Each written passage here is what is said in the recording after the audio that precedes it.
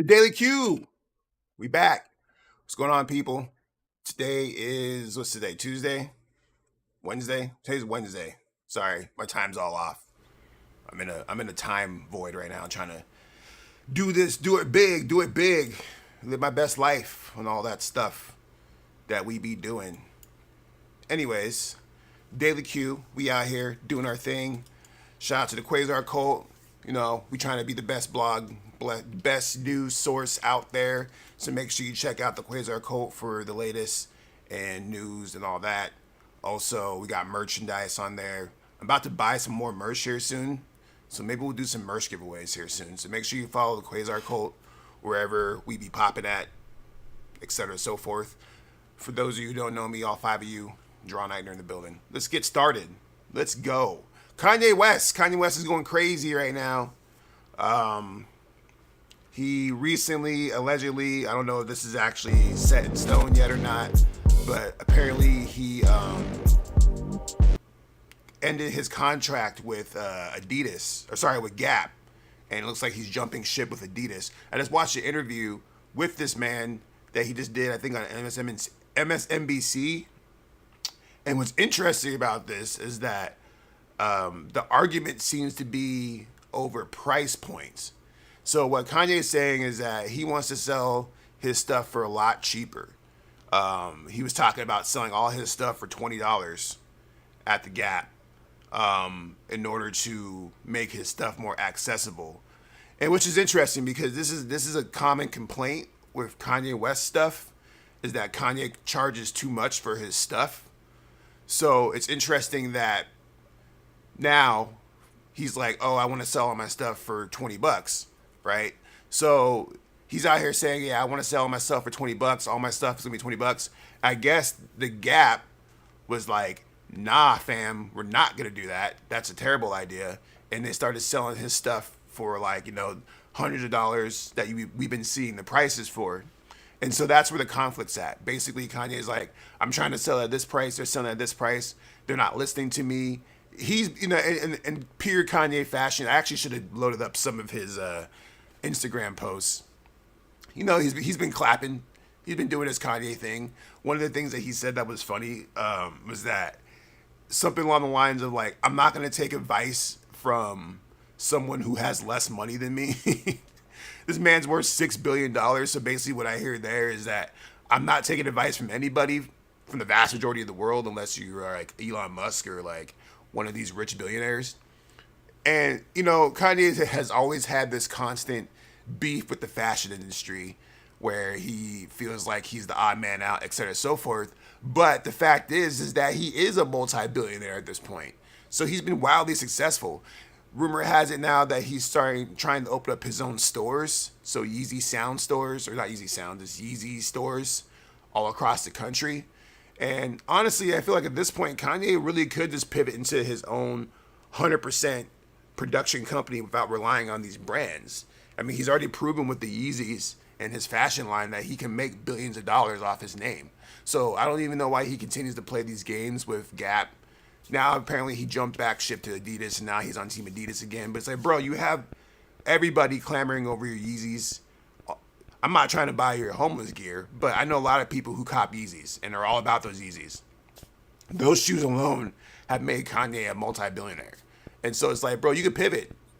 But I also understand it too, because the infrastructure is just like kind of like being a rapper, dude. Like being an independent designer without the infrastructure to create, like having like the studios to design, having the factories to make your stuff, having the delivery and shipping services, having all the contacts with the stores.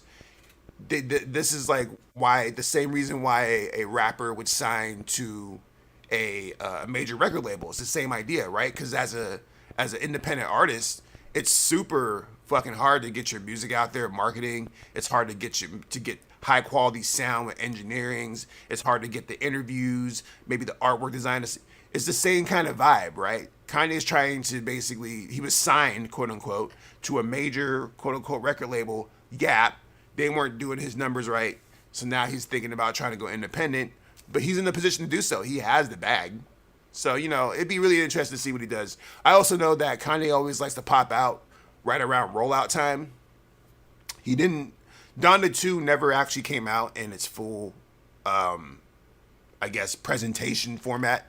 Donda 2 was only delivered on the little stem deck thing that he was trying to sell to people for $200. And then a couple of the songs that were on Donda 2 have actually been released on other people's projects. But with all that said, I still think that this is all part of a rollout. So don't be surprised if we see Donda 2 or Donda 3 or whatever Kanye's got brewing up dropping here in the next couple months, because, you know, it's getting to that season, the fourth quarter press, where artists, the top tier artists, start dropping their content. And nowadays, Kanye talking in the news and going on rants and all this stuff is part of his rollout. Typically, it's been his MO every single time for his last like 3 or 4 releases. So I wouldn't be surprised if we get some new Kanye West music soon. I'm actually kind of excited about that because, you know, that's my guy. You guys know this. I'm a major Kanye West fan. To this day, he has his flaws. The dude is wild and insane, but, you know, so am I, if you know me. It is what it is. Moving on, I want to talk about the concept of what I just made up before I started this video: moments over money. And what I mean by that is that artists, or even just people in general, and how you should live your life, should be trying to capture moments over the money. I think a lot of people get these things flipped. They feel like, oh, well, if I have the money, I can get the moments, right? But if you flip your mentality a little bit and switch it to the point where the moments are what brings people to whatever you're trying to do, those memories, those synapses being triggered in your brain, it kind of makes you see the world a little bit differently. And so I'll scale this down to my personal life before I go artist style. One thing that's really important about my family structure is when it comes to raising my kid admittedly he's kind of spoiled, right? He gets basically most of the stuff that he asks for, he gets. If he wants a Nintendo Switch, he'll eventually get a Nintendo Switch. I just built this kid a computer the other day, like a couple months back. I built a computer for him in his room. He has a computer in his room. The point is that when it comes to material possessions and even like finances and stuff like that, we got him on lock on that, right? But the point is that we've come to learn, and our philosophy is that it's not necessarily about what you have, but rather the moments and the memories associated with that. So with that in mind, we've begun, or we haven't begun, we've been doing this for years. We don't get our kid gifts for his birthday, actually. What we do is we actually try to create moments for him. So we try to go on vacation. We try to take him somewhere. Maybe we have a sleepover.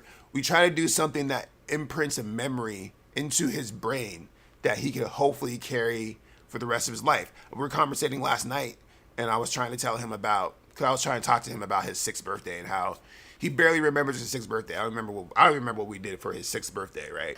But I was telling him that for my 10th birthday, it's probably one of my fondest memories of my life and one of my first real memories of my birthday, because I had a big party at my house, right? And at my house, at my mom's house in Tucson, we had a pool. I invited over some of my closest friends in school. I invited over some of the girls I had crushes on.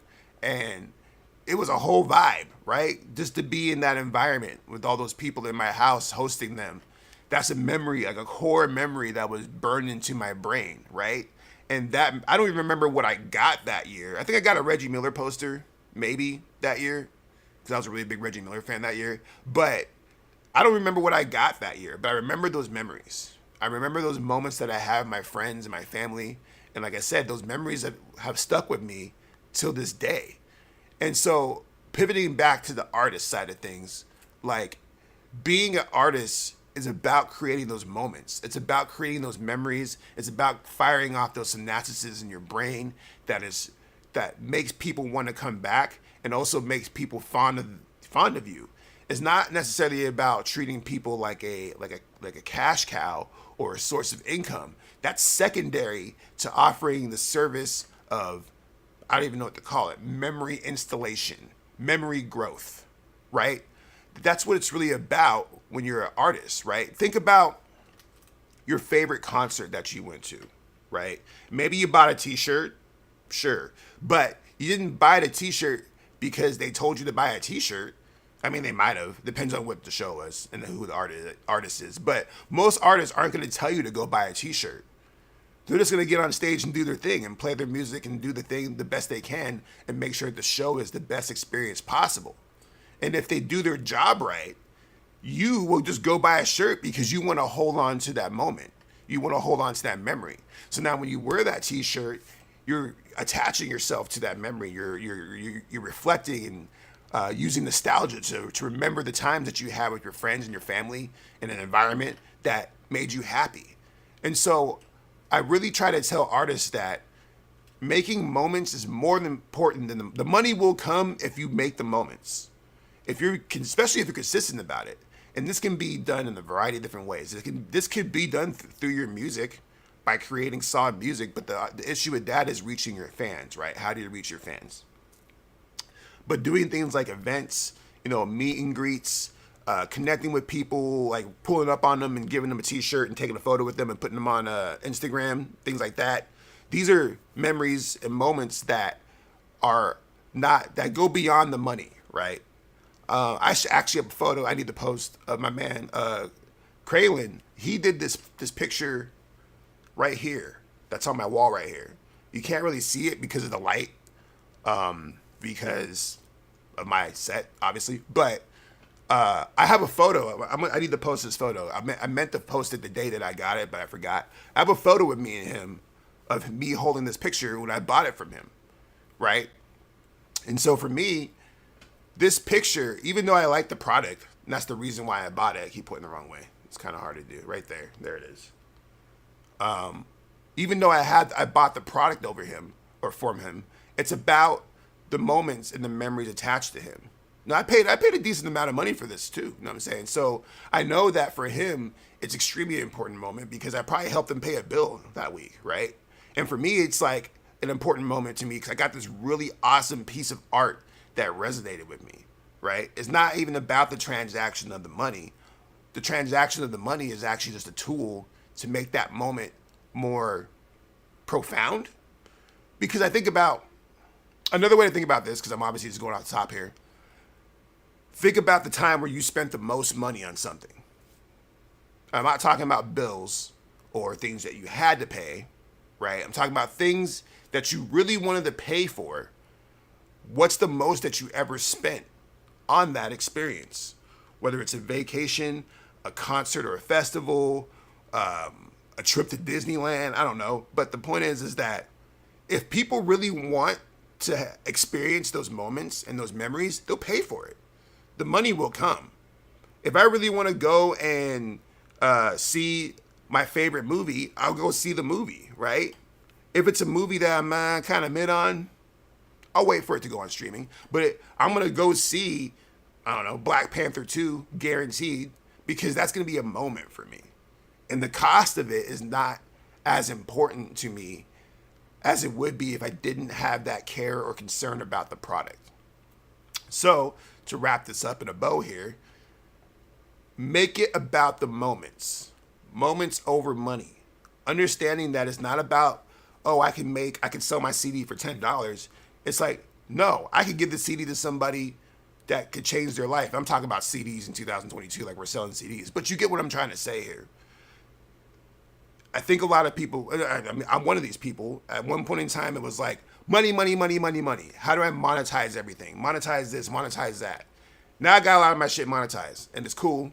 But at the same time, I understand that the reason why I was even able to monetize a lot of this shit was the fact that I'm treating it as an experience. I'm treating it as a moment. I'm treating it as synapses that are firing off in your brain that you could never get anywhere else. You're not going to get the Jaron Eichner path of your brain carved out anywhere else but from Jaron Eichner, right? And some people will pay for that experience because it does stuff to enhance their life, right? So these are things to think about. Just simmer on all that shit that I just said right now. Anyways, thanks y'all for watching. Make sure you follow us on YouTube, Starstruck TV on YouTube. Make sure you check out the Quasar Cult. We got a bunch of new merch dropping here soon. So, like, look out for that. Shout out to people leaving comments. I see you, Toy Master. Shout out to everybody out there. Yeah, no, we'll see you all later. Peace. I'm gonna get the fuck out of here. Where's my little intro screen? Ah, there it is. Drop.